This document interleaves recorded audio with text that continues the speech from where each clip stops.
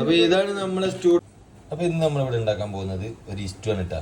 പെട്ടെന്ന് കുക്കറിൽ തയ്യാറാക്കി എടുക്കാൻ പറ്റുന്ന ഒരു ഐറ്റംസ് ആണ്. നമ്മൾ കുക്കർ വെച്ചിട്ട് എന്ത് ചെയ്തിട്ടുണ്ട്, വെളിച്ചെണ്ണ ആഡ് ചെയ്തിട്ടുണ്ട്. അതിലേക്ക് നമുക്ക് എന്ത് ചെയ്യാം, കടുകിടാം. കടുക് പൊട്ടി വരുമ്പോൾ വേവിക്കുക. 4 പച്ചമുളക് ആഡ് ചെയ്യാം, ഇഞ്ചി ആഡ് ചെയ്യാം, വെളുത്തുള്ളി, സവാള ആഡ് ചെയ്യാം.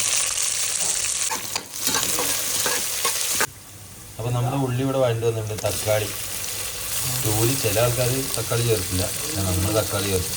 ഒരു ചെറിയ കഷ്ണം തക്കാളി ആയിട്ടാണ്. ഇതിലേക്ക് ആവശ്യത്തിനുള്ള ഉപ്പ്, മുളക്, മഞ്ഞൾപ്പൊടി ആഡ് ചെയ്യാം.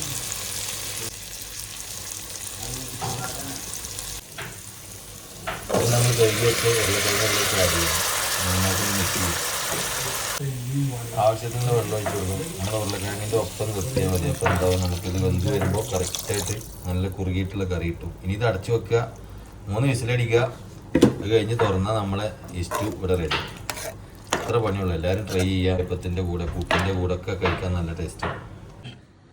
അപ്പോൾ ഇതാണ് നമ്മളെ സ്റ്റൂ ട്ടാ മക്കളെ. എന്ത് ചെയ്ത് നമ്മൾ സെർവിങ് ബോൾക്ക് മാറ്റിയിട്ടുണ്ട്. എത്ര പെട്ടെന്നാണ് ഒരു കുക്കറിൽ 2-3 വിസിലടിക്കുമ്പോൾ നല്ല സ്റ്റൂ. അപ്പം, പുട്ട്, വെള്ളപ്പം, പിന്നെ എന്തിനേലൊക്കെ നിങ്ങളവിടെ കൂട്ടിയിട്ട് തിന്നൂടി.